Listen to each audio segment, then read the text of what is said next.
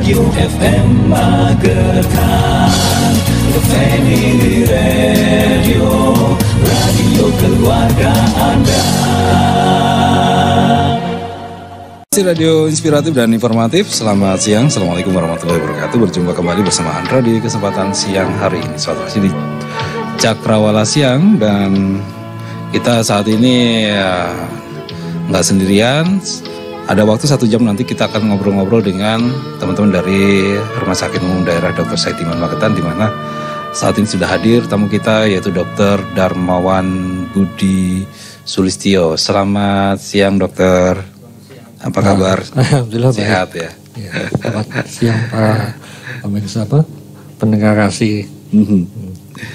Ya, hari ini atau siang ini kita akan membahas masalah komponen darah transfusi seperti itu, dok. Jadi ini masyarakat memang perlu paham dan juga mengetahui bahwa banyak sekali komponen yang harus diperhatikan, yang nantinya akan diberikan saat transfusi darah seperti itu, dok ya. Nah, mungkin nanti saudara yang ingin bergabung boleh, kita tunggu kebersamaan Anda juga. Anda bisa telepon, SMS, WhatsApp dan lain sebagainya. Bisa melalui Space Radio juga, Anda bisa melihat dan mendengar apa yang kita hadirkan. Buat yang ingin unduh aplikasi Space Radio, silakan bisa mampir di Play Store untuk Anda yang ingin melihat visual kita. Baik, dok. Komponen darah transfusi ini tentu ya, kalau kita ngomongin masalah komponen kan memang ada beberapa seperti itu ya. Komponen itu terdiri dari, gitu. Ada beberapa jenis komponen yang kita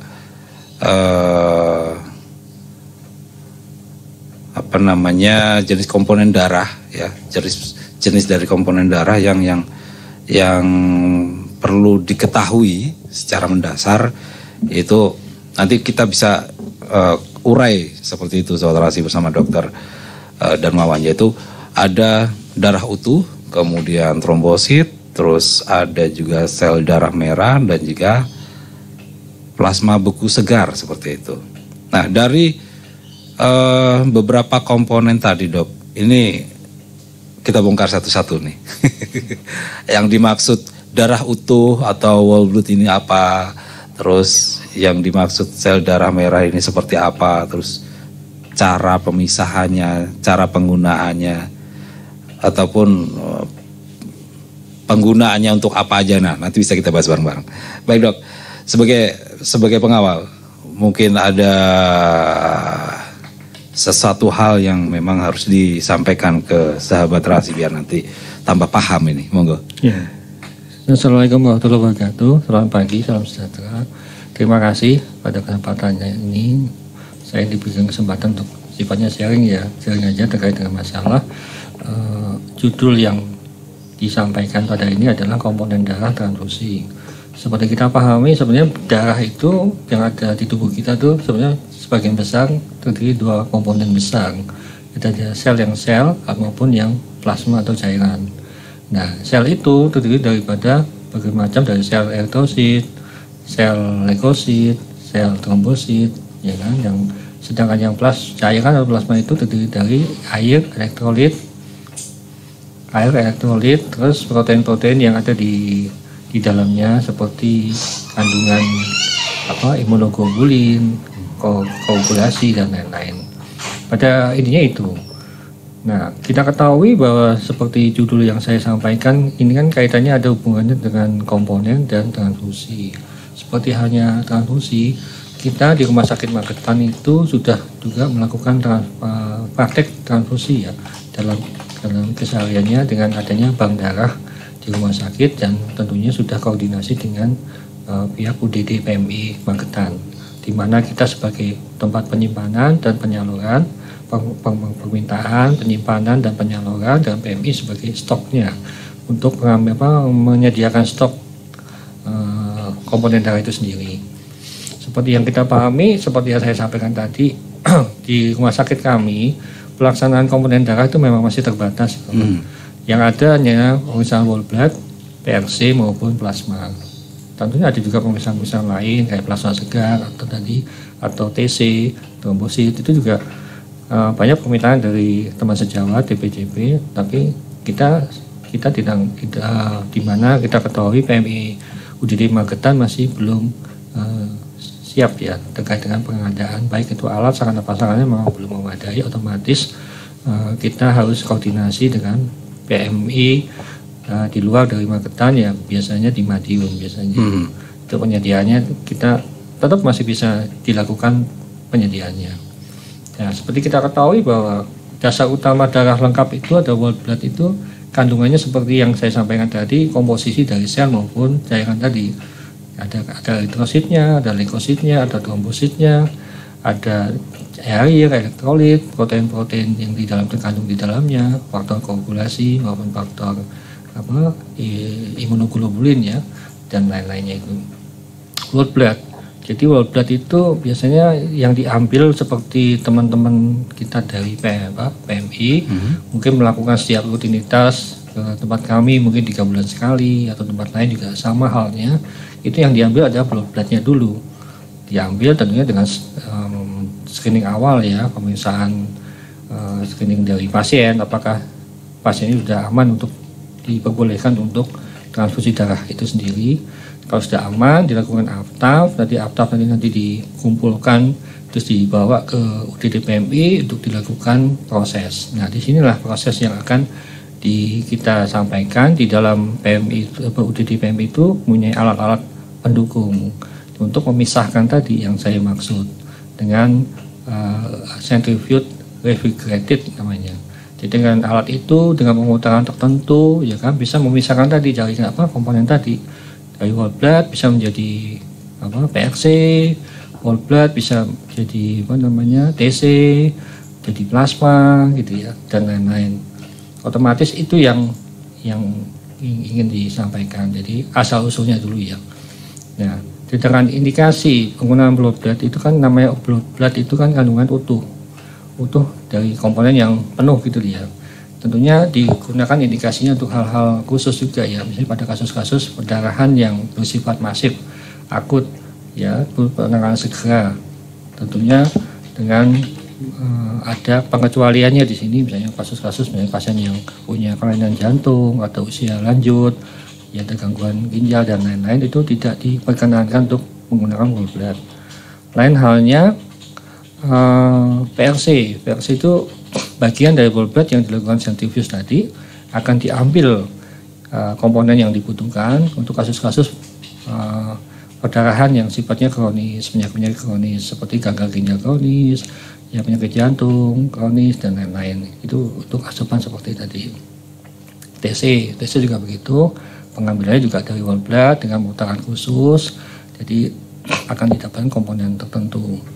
Ya kan? Nah, kalau darah utuh ini dok ya, whole blood ini ya, ini tentu mengandung semua dari komponen darah yang ada, ya kan? Jadi kayak eritrosit, ya, kemudian leukosit, terus plasma darah. Nah, ini biasanya dibutuhkan untuk menggantikan sel darah merah sesegera mungkin, seperti itu apakah benar? Ya, teman, pada intinya semua sama ya. Cuma tadi ada catatan-catatan tertentu pada kasus tertentu yang mungkin tidak disarankan untuk dilakukan pemberian whole blood. Kita pahami whole blood kan kandungan cairannya kan cukup besar. Masih utuh kan? Utuh ya, otomatis kalau pasien penyakit jantung, ada gangguan ginjal, ada lansia, sudah lanjut usia, itu kan organ-organ fisik tubuhnya kan sudah mulai menurun fungsinya. Jadi tidak disarankan untuk pakai whole blood. Jadi tentunya pakai PRC yang disarankan seperti itu. Pakai LC tadi berarti. Ya. Yang PRC tadi. Ya. Yang sel darah merah ini tadi. Nah, kalau sel darah merah ini udah berfungsi kan membawa oksigen ke seluruh jaringan tentu ya. Ini yang paling sering digunakan ya. Maksudnya untuk semua dari transfusi atau bagaimana yang saat menggantikan pendarahan seperti itu? Ya kalau tadi kembali lagi, kalau tergantung dari indikasinya. Kalau pendarahannya akut, pasif, ya kan, misalnya lebih dari 15% volume tubuh itu keluar masif gitu ya, otomatis kan segera untuk masuk gitu ya. Tapi juga harus dipertimbangkan faktor-faktor tadi yang disampaikan tadi. Apakah tadi ada Jadi penyakit bawaan. Penyakit yang memperberat usia lanjut misalnya. Ada penyakit ginjal kronis misalnya, ada penyakit jantung misalnya, yang itu kan mempengaruhi hemodinamik ya, darah yang ada di tubuh pasien itu sendiri. Jadi emang benar harus selektif. Dan memang acuannya sekarang itu pemberian darah itu memang harus selektif, karena mempertimbangkan terjadinya faktor risiko reaksi transfusi, ya kan. Kalau misalnya volume terlalu banyak kan juga termasuk reaksi transfusi, atau bisa menjadi infeksi akibat tadi ada antibodi yang bersifat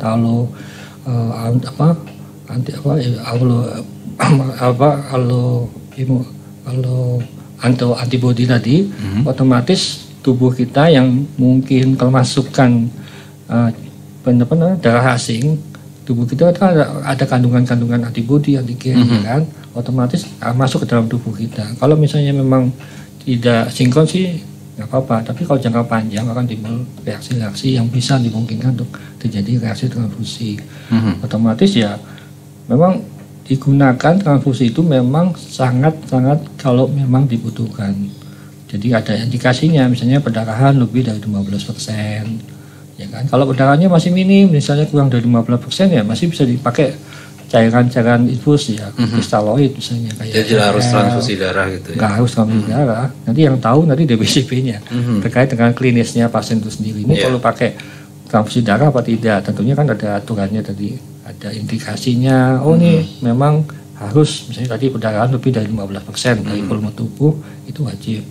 Atau pH HB-nya pada dewasa misalnya kurang pada 7 gram per desiliter, mungkin pada lansia mungkin lebih dari kurang dari 4 gram per desiliter. Jadi memang ada ada syarat tertentu yang memang sebagai acuan, apakah memang nggak selalu harus dikasihkan, semua tergantung dari klinis dari pasien itu sendiri. Tapi kalau istilahnya kurang dari 15% tadi terus dilakukan transfusi, apakah akan memberikan dampak? Ya tadi yang saya sampaikan, dampak itu kan resiko-resiko yang bisa ditimbulkan. Kan sebaiknya itu kan benda asing loh yang masuk tubuh kita, kan berusaha untuk kita menghindari sepanjang itu masih bisa dihindari. Tapi kalau memang tadi misalnya perdarahan masif seperti 15% bleeding kuat banyak gitu ya, otomatis kan mau tidak mau harus tetap masuk gitu, untuk mempertimbangkan risiko keselamatan dari pasien itu sendiri.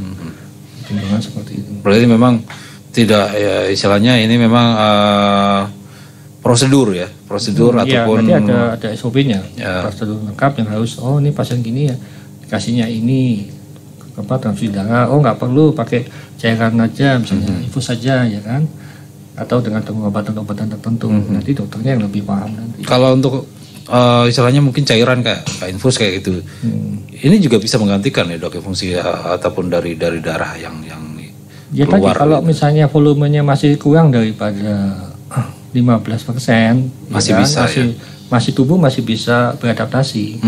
Jadi dengan kekurangan volume cairan aja yang ditambahkan sesuai dengan penyakitnya pasien itu. Gitu. Tapi biasanya kalau yang kebanyakan pasien yang menggunakan ataupun yang ditransfusi itu biasanya pasien-pasien dengan penyakit yang seperti apa nih dok? Kayak kecelakaan mungkin? Nah iya. Kalau misalnya kayak contoh kayak tadi yang saya katakan, kalau kecelakaan usianya masih muda, ya kan, tidak ada kontraindikasi seperti jantung, ginjal dan lain-lain ya, dan pendarahannya lebih dari 50% ya memang bisa dikasihkan whole blood ya, udah utuh dimasukkan. Itu tadi. Karena dia masih muda, pendarahannya juga memang sudah ada indikasi lebih dari 15%, tidak faktor pemberat yang memang harus dikasihkan, mau nggak mau ya dikasih yang ini, yang lengkap. Seperti itu. Karena lengkap ada TC-nya, ada plasmanya, semua itu berpengaruh. Masih utuh, belum dipisah kayak gitu ya, dok ya. Masih lengkap ini. Jadi istilahnya masih tubuh masih bisa menerima, karena juga kondisi pasien sendiri juga masih memungkinkan kan, masih bisa beradaptasi dari perdarahan yang masih minim lah, maksudnya nggak banyak gitu ya. Ya. Masih bisa bertahan. Baik, kita akan balik lagi nanti dokter, masih akan membahas masalah komponen dari darah yang tentu saja saudara Rasi yang bergabung boleh kita tunggu saudara Rasi, Anda pengen telepon monggo, tapi habis beberapa informasi berikut ini. Rasi Radio Inspiratif dan Informatif, baik saudara Rasi masih bersama teman-teman dari Rumah Sakit Umum Daerah Dr. Saidiman Magetan, dan saat ini kita juga masih bersama Dr. Darmawan Budi Sulistyo SPPK, tentu membahas hal menarik masalah komponen darah transfusi yang tadi juga sudah diawali mengenai jenis-jenis dari komponen darah yang diberikan saat transfusi darah kepada pasien. Nah tadi sudah dibahas masalah kayak darah utuh, penggunaannya, fungsinya, dan kandungannya seperti itu ya. Kalau darah utuh itu masih utuh, saudara masih belum dipisah-pisah, kayak sel darah merahnya, plasmanya seperti itu dokter ya. Kalau sel darah merah ini sudah pemisahan dari whole blood ini tadi, sama yang apa namanya plasma beku segar ini yang kayak plasma beku segar ini seperti apa nih dok? Ya, prinsipnya gini kan tadi dari besar dari komponen darah salah satunya ya plasma. Memang plasma ini kan memang dibekukan ya pada suhu tertentu min 8 derajat Celcius ya, karena memang bisa disimpan dan indikasinya juga digunakan untuk baik untuk pasien-pasien yang mempunyai gangguan faktor koagulasi, faktor 8 gitu ya. Dan pasien-pasien yang itu yang bisa mempengaruhi juga akibat timbulnya perdarahan dan lain-lain. Jadi prinsipnya sama, itu plasma cuma dibekukan. Nanti kalau memang dibutuhkan suatu saat, seperti kayak plasma konvalesen itu loh, kan itu kan plasma, awalnya plasma, ya kan otomatis bisa disimpan di suhu minus 20 ke bawah lah ya. Dibekukan, tapi biar awet gitu misalnya ya. Nanti suatu saat dibutuhkan itu bisa dicairkan kembali lagi. Tentunya harus segera ditransfusikan setelah kalau sudah dicairkan. Berarti biasanya kalau untuk plasma ini diberikan kepada pasien yang ya pasien-pasien misalnya kalau ini ada penyakit gangguan koagulasi, fungsi hati terganggu ya kan, kalau misalnya, fungsi hati gitu ya, gangguan penyakit empedu, ada faktor-faktor perdarahan yang mungkin disebabkan oleh faktor koagulasi tadi sendiri. Gitu Pak. Berarti memang hemofili dan lain-lain, luka bakar bisa ya. Untuk luka bakar, untuk proses penyembuhan seperti itu dok ya. Gitu ya gitu. Nah kalau jenis komponen darah ini biasanya kayak tadi pembekuan darah, terus juga apa tadi? Koagulasi dan juga pendarahan yang berlebihan seperti itu dok ya. Dan juga pengguna obat pengencer. Ya, warfarin itu bisa. Nah kalau trombosit ini dok, kalau trombosit kan sudah dari hasil pemisahan dari whole blood juga nih. Iya. Jadi kan seperti yang saya sampaikan tadi, whole blood utuh diputar dengan kecepatan tertentu, itu akan keluar trombositnya. Nah, trombosit itu kan indikasi penggunaan trombosit untuk kasus-kasus yang mungkin fungsinya jumlahnya berkurang atau fungsinya menurun. Misalnya kalau jumlah kurang, misalnya kasus itu loh TB ya kan, kasus trombosit berkurang kan otomatis perlukan misalnya pada indikasi sekitar 20.000 sampai 50.000 itu diperlukan tambahan trombosit dari komponen darah tadi supaya harapannya trombosit naik. Kalau normalnya berapa dok kalau trombosit? Normalnya kan trombosit sekitar 150.000 sampai 450.000 ya kan. Nah ini kalau misalnya sampai 20.000 sampai 50.000 otomatis sudah ada indikasi untuk diberikan komponen trombosit tadi. Berarti sudah mengalami penurunan yang berakibat kalau kekurangan trombosit itu kan bisa faktor timbul perdarahan ya. Kayak contoh kayak DHF itu kan bisa perdarahan masif, bisa yang ringan tuh di bawah kulit, mungkin perdarahan pencernaan, pernapasan, ya kan. Nah itu kan bisa. Kalau misalnya masif kan terjadi anemia juga, jadi membahayakan daripada jiwa pasien itu sendiri. Berarti memang sesegera harus diberikan pertolongan mengenai transfusi dari nanti trombosit itu tadi. Tentunya yang tahu klinisnya kan DPJP atau dokter yang merawat. Kan juga banyak faktor yang harus dilihat juga ya. Tadi seperti yang saya sampaikan tuh indikasinya tuh harus sesuai gitu Pak. Indikasinya harus sesuai dengan kebutuhan, diagnosanya, kebutuhannya, dan klinis pasien itu sendiri. Gitu. Nah, kalau saat ini tadi sudah disampaikan untuk komponen pemisahan dari darah yang sudah bisa dilakukan di rumah sakit Saidiman sendiri ini apa aja nih kalau Dok? kita tidak punya keterbatasan terbatas ya. Jadi kalau bank darah itu adalah namanya bank itu sifatnya adalah untuk kita meminta dari PMI minta apa whole blood dulu ya Pak ya. Whole blood dulu, kantong darahnya itu ada golongan A, B, ABO gitu ya. Kita stok. Kita stok. Nanti kalau habis pesan lagi.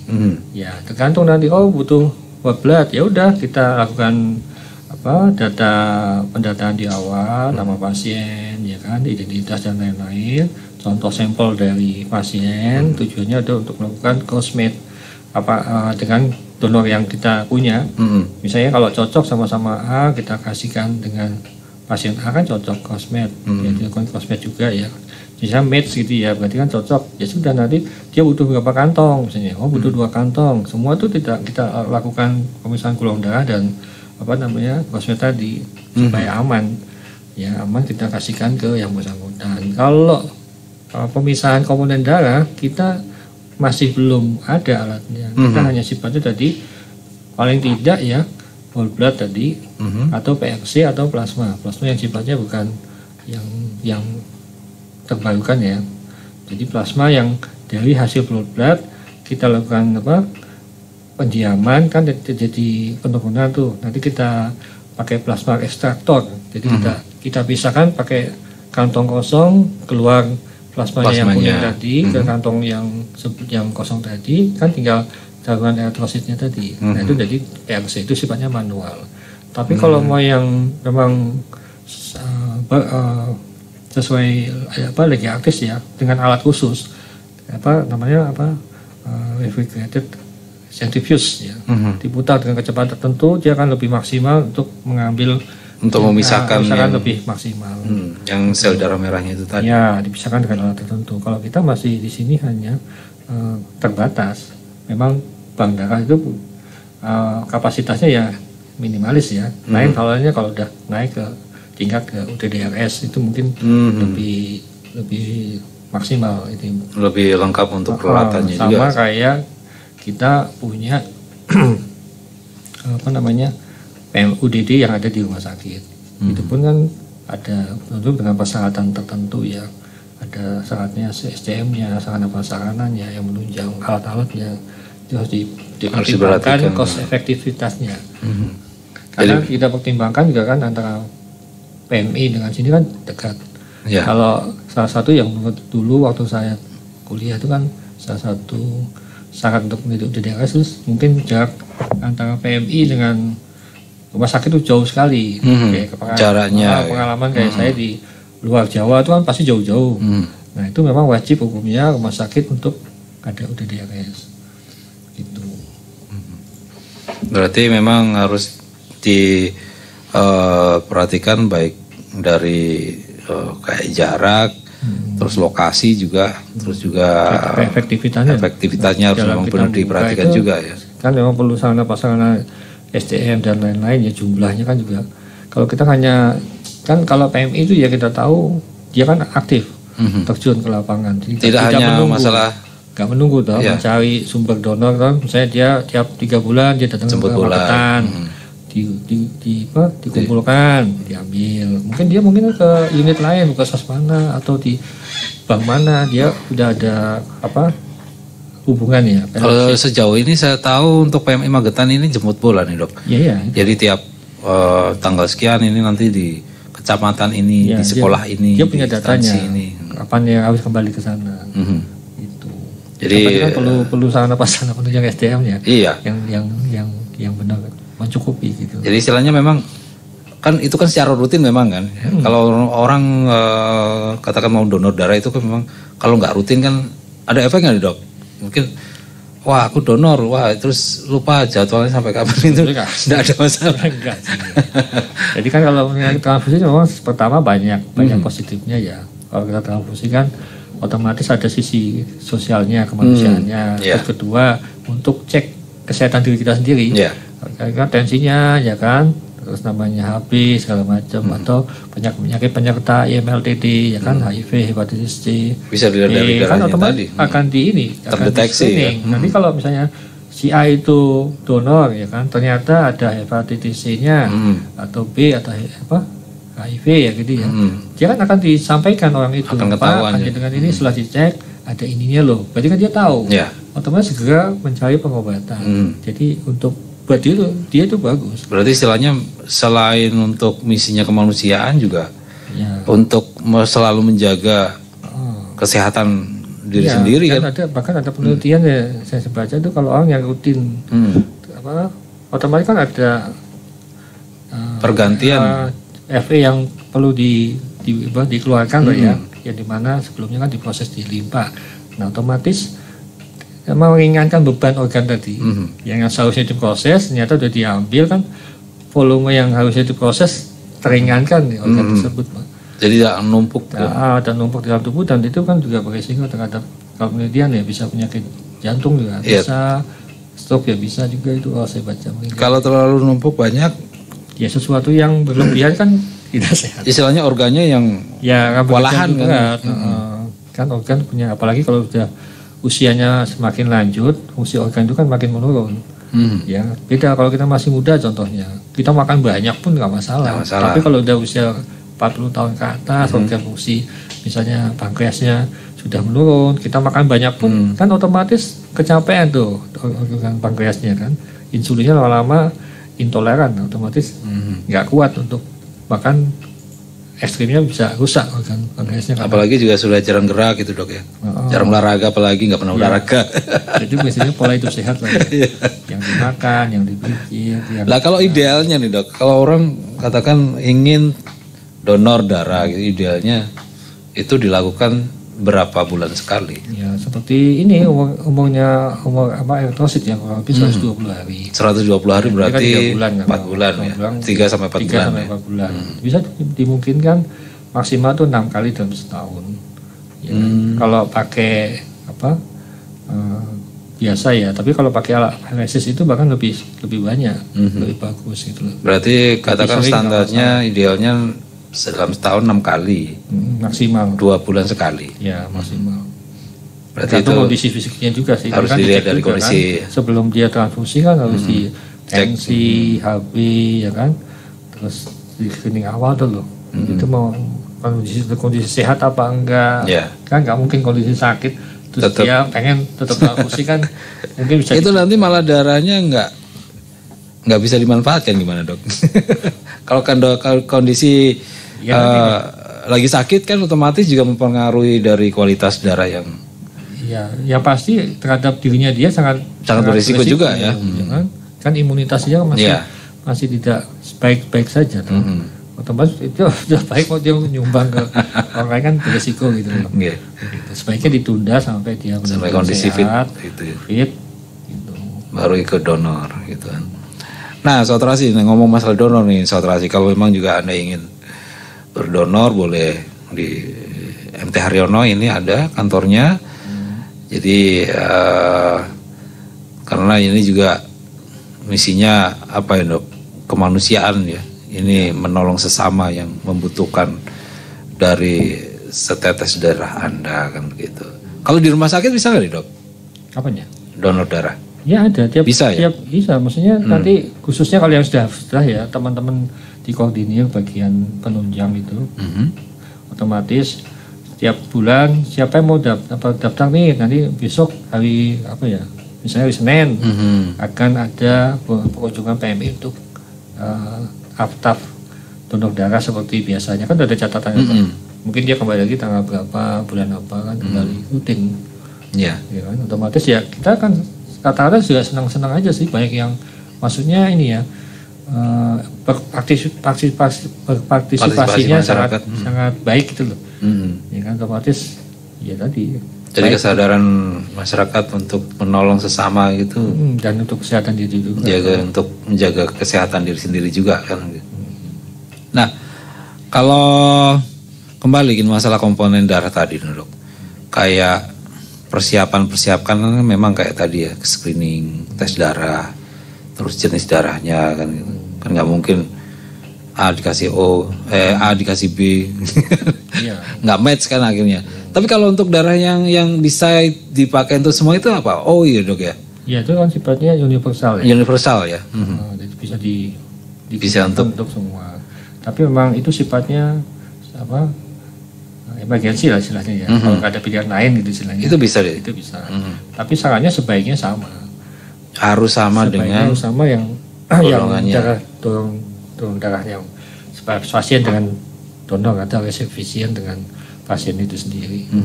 Jadi A ya, Atau resipien. kalau ada ya harus paling tidak pakai A, yang B harus Ya. kalau ada diusahakan tetap pakai B gitu, Dok ya, biar match kayak gitu. Nah kalau untuk masalah transfusi darah ini memang banyak, tidak semua orang tidak takut dengan yang namanya jarumnya. Jarumnya kan gede kan, Dok. Ya. Ya itu kadang orang yang belum pernah donor ini bisa mengalami apa ya, gelisah, takut atau bagaimana ini, Dok? Ya makanya dalam hal proses melakukan pendonoran itu memang idealnya harus ada apa ya, ada komunikasi.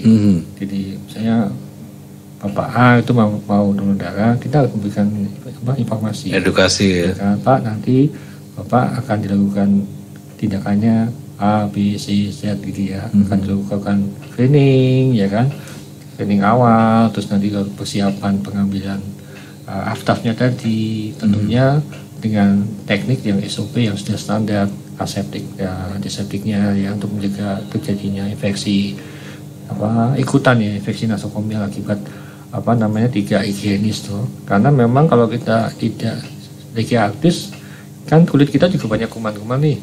Ya kalau misalnya nggak reaktif kan bisa masuk bersama dengan darahnya tadi. Tapi saya harapkan teman-teman dari UDD PMI sudah memahami dan sudah sesuai dengan SOP. Dan disampaikan memang jarumnya seperti ini, tapi disampaikan tidak masalah ya kan. Hanya sifatnya mungkin sugesti saja yang takut dia jarumnya. Tapi kan mereka tentunya sudah terampil lah dalam hal melakukan penanganan terhadap pasien ataupun orang yang, kecuali kalau dia masih baru, tusuk sana tusuk sini, nah itu kan timbul ketakutan. Jadi saya rasa enggak lah. Mereka sudah jam terbangnya sudah tinggi semua. Sudah ngambil di tempatnya banyak bukan tempat dan hampir setiap hari kan. Itu karena itu memang tergantung jam terbang memang. Jadi feelingnya, kalau udah biasa ngambil tuh dia bisa sini nih, tahu titiknya di mana gitu, Dok. Katakan ditutup matanya pun dia bisa lihat, bisa merasakan. Bisa karena main apa namanya? Main insting aja. Diraba, posisinya di sini. Itu sudah kalau yang sudah seperti itu. Ya, harapannya kan begitu. Kalau takutnya sama yang tugas baru. Ya enggak lah. Pasti kan tugas baru juga pasti enggak serta-merta dilepas gitu. Ya, harus ya, pasti ada pendampingnya dulu, sekian bulan. Nanti kalau dia sudah paham baru bisa dilepas. Ya. Nah, jadi jangan khawatir Saudara Asih, kalau untuk Anda yang ingin mendonorkan, ya biarpun jarumnya gede, nggak sakit kan, Dok? Enggak kan? Ya, kalau tepat ya mungkin enggak ya. Nggak sakit ya. Tapi kalau nggak tepat sakit ya. Ya, saya rasa kan mereka sudah titis kasarannya. Iya. Sudah titis lah. Jadi pas pada pembuluh darahnya yang. Tapi sakitnya juga sakit seperti kayak kita disuntik itu loh, Pak. Ya kayak saya ngambil darah ya seperti itu kurang lebih. Ngambil darah ya kayak awalnya aja sakit, sama ditariknya aja sakit. Tapi kalau udah masuk sudah enggak lagi. Enggak. Jadi gini Saudara Asih, mungkin lebih sakitan sama sakit gigi mungkin Saudara Asih ya. Baik, Dok, kita waktunya sudah semakin mepet, ternyata tidak terasa. Ada bisa kita tarik kesimpulan dari obrolan kita di siang hari ini. Ya, Assalamualaikum warahmatullahi wabarakatuh. Jadi Terima kasih atas waktu dan kesempatannya. Jadi pada intinya transfusi darah itu sangat dibutuhkan untuk segenap manusia ya khususnya. Jadi harapannya kita sebagai pribadi, bagi institusi ya ikut wajib hukumnya untuk mendukung program dari terlaksananya kebutuhan donor ya. Yang tadi sudah dikupas terkait dengan komponen-komponen tadi, itu hanya memberikan gambaran sekian kecil aja ya terkait dengan komponen-komponen yang ada, yang sudah kita kerjakan yang ada di Rumah Sakit Magetan. Yang kedua tentunya harus memberikan keyakinan terhadap masyarakat bahwa donor darah itu banyak positifnya, baik diri kita sendiri maupun terhadap orang yang membutuhkan hasil donor darah itu sendiri. Ya bisa ada sisi kemanusiaannya, bisa membantu kita screening penyakit kesehatan kita sendiri yang secara gratis, ya kan. Dengan kita mendonorkan darah otomatis kita secara otomatis itu sudah dilakukan general check up ya secara gratis. Tentunya kalau kita mau periksa itu di tempat-tempat lab swasta bayar harus bayar ya kan, tentu dengan biaya yang nggak cukup ringan gitu loh. Nah, ini udah nanti pulang donor dikasih bingkisan hanya sifatnya support, artinya support untuk darah yang kita ambil supaya dia ada asupan supaya dia tetap fit gitu loh. Tujuannya itu ya. Ini yuk mari sama-sama teman-teman kita dukung supaya program dari khususnya PMI maupun program yang ada di Rumah Sakit Magetan dengan ada PDRS bisa berjalan lancar ya, tentunya dengan support dari semua lini ya. Gitu. Ya, terima kasih juga dengan adanya radio narasi ini kan sedikit banyak memberikan gambaran ya terkait dengan masalah apa sih seputar transfusi darah itu apa sih, apakah ya seputar komponen darah baik itu fungsi, indikasi, kontraindikasi. Jadi sedikit ini hanya sebelumnya saja terkait dengan masalah dengan judulnya komponen darah transfusi, yang dimana sebelumnya kan sudah rutin setahun sekali kalau saya ya dulu terkait dengan masalah peran PDRS di rumah sakit, manfaat dari donor itu sendiri baik pada pendonor maupun pada yang pasiennya sendiri. Nah ini ya masalah yang kita menginjak lebih jauh dengan komponen donor darah yang disampaikan itu isinya apa saja, ya kan, digunakan untuk apa saja sih, indikasinya apa saja, kontraindikasinya apa saja, mungkin itu Pak. Ya, baik Dokter dan Wawan sudah mampir, sudah ngobrol-ngobrol hari ini. Semoga apa yang sudah dihadirkan tadi bermanfaat untuk sahabat Rasi, juga bisa menambah semangat sahabat Rasi yang saat ini ingin mendonorkan darahnya, seperti itu. Coba lagi dokter dengan tema yang lebih menyenangkan, yang lebih menarik lagi tentu saja. Mudah-mudahan selalu diberikan kesehatan untuk kita semuanya. Nah begitu tadi sahabat Rasi obrolan kita. Apa yang sudah disampaikan semoga saja bermanfaat untuk kita semua juga. Dan nantikan obrolan kita selanjutnya dengan hal-hal menarik yang masih bakal kita akan hadirkan untuk Anda. Selamat siang, selamat beristirahat. Wassalamualaikum warahmatullahi wabarakatuh.